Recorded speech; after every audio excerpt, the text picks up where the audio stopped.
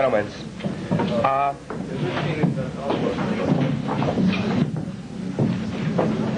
Another thing, if you do start a commotion and if you do get pretty loud, I'm going to have to ask you to leave. Thank you. To my left, to your right, is Rabbi Goldstein. He's a rabbi at Hillel. He's a director of Hillel right across the street. He's also an instructor at Los Angeles Valley College.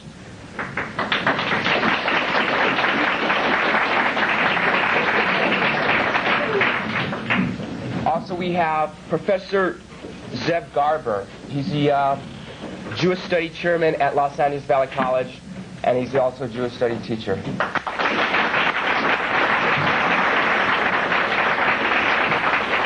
And this also gives me great pleasure to introduce Dr. Rashadim. He's the West Coast Regional Minister for the Honorary Elijah Muhammad of the National Islam. He's also Associate Professor of Pan-African Studies at Cal State Los Angeles. He has traveled extensively throughout Europe and Africa, 2 times lecturing at South Africa, special guest for 2 years of the Uganda President Idi Amin. He has traveled 2 times to Israel, 4 times to Egypt, and 3 times to Mecca. Would you please join me in introducing Dr. Rashadim?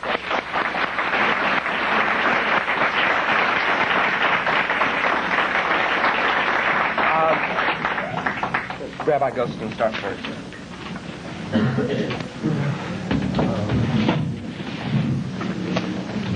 Good morning. I'm concerned about all of you who have to stand in the back. Would it be any easier to, I don't know, maybe to sit up front or something? Okay. I am genuinely pleased to be here today. I came in response to an invitation to participate in a commemoration of Martin Luther King's birthday. This day has become an ever increasingly important day to all Americans who are concerned with the principles of justice and democracy and fairness to all people who live in America. Martin Luther King was one of the great Americans whose birthday deserves national attention. It deserves to be regarded as a national holiday, and I'm one of those who would certainly promote its establishment as an official legal holiday. I think that recalling the message of his life and the burden of his death calls all of us to work ever harder for increased appreciation of one another, for the gifts we have, and for the opportunity to make this country what it is meant to be, a country of freedom and justice for all. We were asked today to talk about who and what is the chosen people. That's a theological category. It's the chosen people doctrine is an article in the belief system of the Jewish people. It's a doctrine of belief which is important for Jews to understand, and I think it's important for non-Jews to understand as well. Let me be very, very clear at the outset.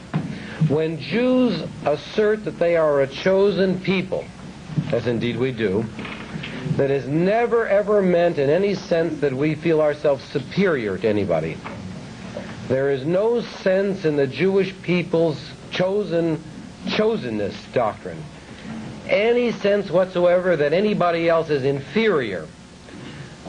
For us, what it means to be a chosen people has always meant a sense of mission, a sense of responsibility.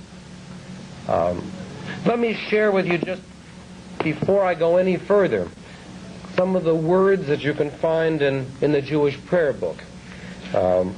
I think that the whole direction of Jewish self-understanding has always meant that Jews, as a chosen people, must work to eliminate oppression in the world, must work to raise the standards of justice, must work to express compassion for all underprivileged, for all people who are in need of help. To be part of the priestly people, the Jewish people, means a Jew must be philanthropic, must be compassionate, must be bound by the yoke of Torah, as we say.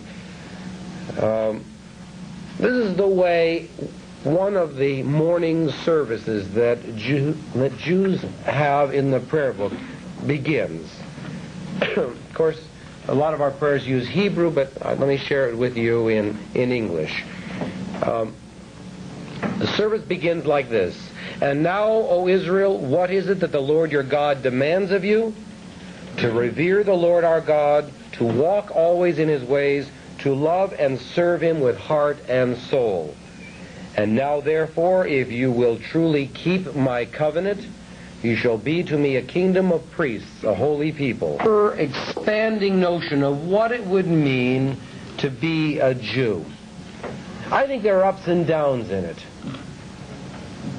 For instance, it's pretty clear that although my people 3,000 years ago, 3,200 years ago, were slaves in Egypt, I mean, it's awfully clear to me that the Jews who 4 generations after Abraham left the Promised Land and went to Egypt in a time of famine became imprisoned and became slaves. I have to tell that story because it's very important in Jewish self-consciousness. That our people really formed into a people during that time of slavery. For several hundred years we lived in Egypt and were slaves, building the monuments of Egyptian society, until Moses, one of the greatest of all the Jewish leaders ever, came along, and a fabulous personality, a genius, a spiritual genius, a giant among all human beings in the world, inspired by his dedication to God, knowing that it was terrible for any people to be oppressed, and certainly knowing that it was terrible for his own people to be oppressed, led them forth from their slavery in Egypt, led them through the wilderness in Sinai, led them to Mount Sinai and presented them with a code for behavior. That code for behavior, which we're inclined to call the Torah, the teachings, is epitomized often as the 10 Commandments, but it's far more than that. It would be all right if people would follow those 10 Commandments. That might be a good start.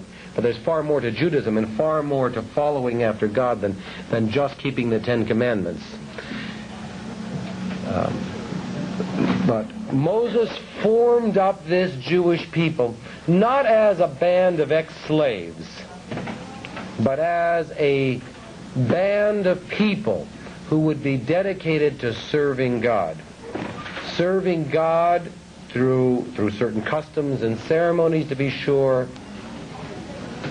Thank you.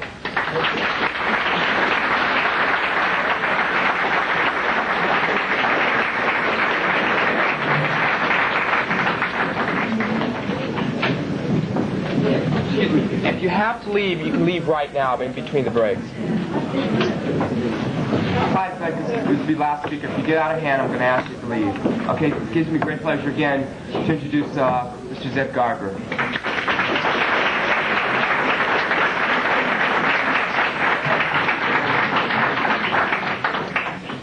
One of the advantages of following another speaker